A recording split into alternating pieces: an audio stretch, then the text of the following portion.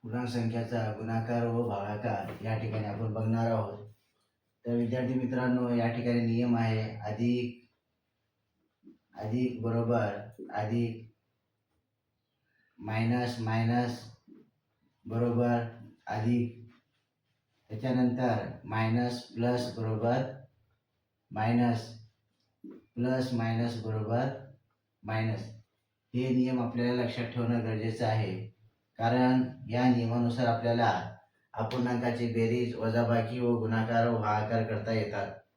तर विद्यार्थी मित्रांनो, या ठिकाणी आपण बघू तर 5 अधिक 7 बरोबर किती होतात, म्हणजे 12 होतात। 5 आणि 7 झाले 12।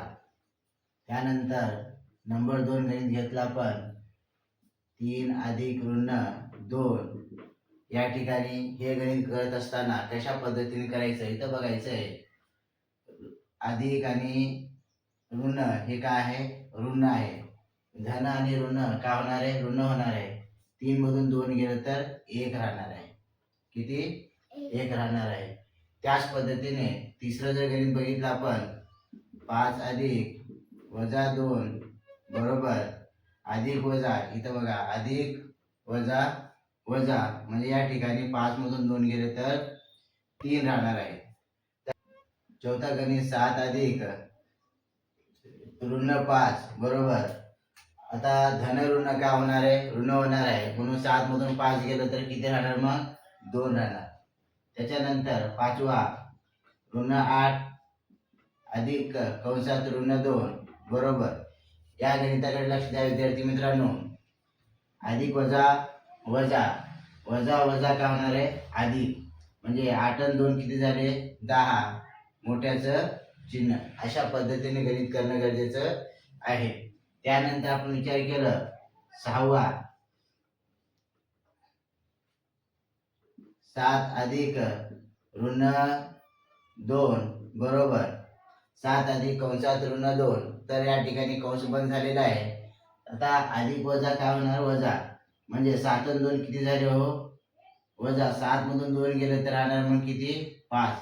तर 8 अधिक ऋण 2 बरोबर, अशा पद्धतीने गणित होणार। ऋण ऋण ऋण किती झाले, 8, म्हणजे 8 आणि 2 किती झाले, 10, मोठ्याचं चिन्ह। अशा पद्धतीने गणित सोडायचं आहे।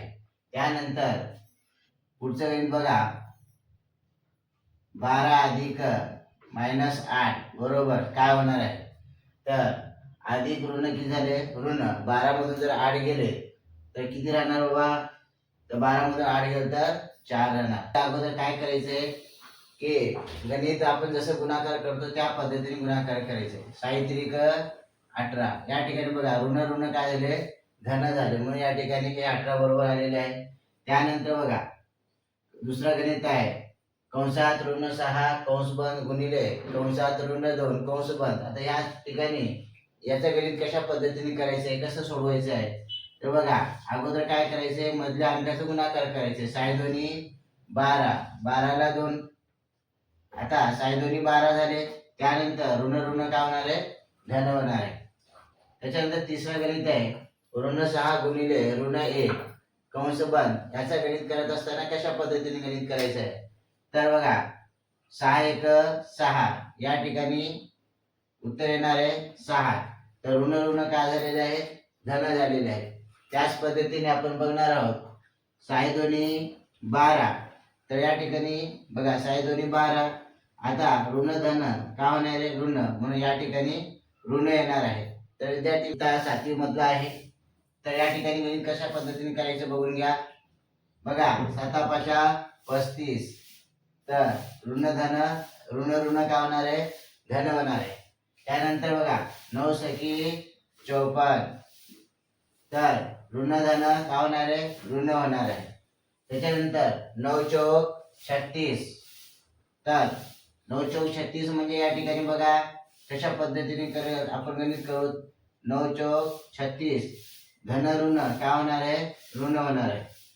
आता चौथा आहे कंसात 8 कंस बंद गुणिले कंसात ऋण 7 कंस बंद, तर 7 8 56, तर अशा या पद्धतीने बघा 7×8 = 56 म्हणजे धन ऋण का होणार आहे ऋण आहे कंसात ऋण 124 कंस बंद गुणिले कंसात ऋण 1 कंस बंद.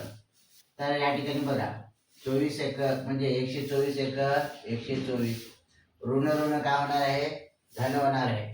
त्याच पद्धतीने आता बघा 12 एक 12 तर ऋण ऋण काय राहणार मग धन. त्याच पद्धतीने करायचं विद्यार्थी मित्र.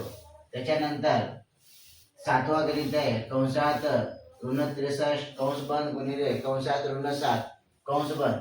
तर या ठिकाणी बघा या दोघांची संख्यामध्ये मध्ये जे संख्या आहेत ना त्याचा गुणाकार करून घ्यायचा. आपण जे चिन्ह आहे चिन्हाचा नंतर विचार करायचं. 7 त्रिक 21 7 2 7 35 67 42 43 44 म्हणजे 441 आलेले आहे. आता काय करायचं सर ऋण ऋण आहे कसं करायचं ऋण ऋण काय होणार मग धन होणार आहे. ऋण ऋण काय होणार आहे धन होणार आहे. त्याच्यानंतर आता कंस 8वा गणित आहे कंसात ऋण 7 कंस बंद गुणिले कंसात 15 कंस बंद. तर बघा या ठिकाणी काय करायचं मग 7 5 35 7 3 7 1 7 7 3 10. तर या ठिकाणी बघा इथं ऋण आणि धन आहे. इथं बघा ऋण धन ऋण तर या ठिकाणी ऋण 105.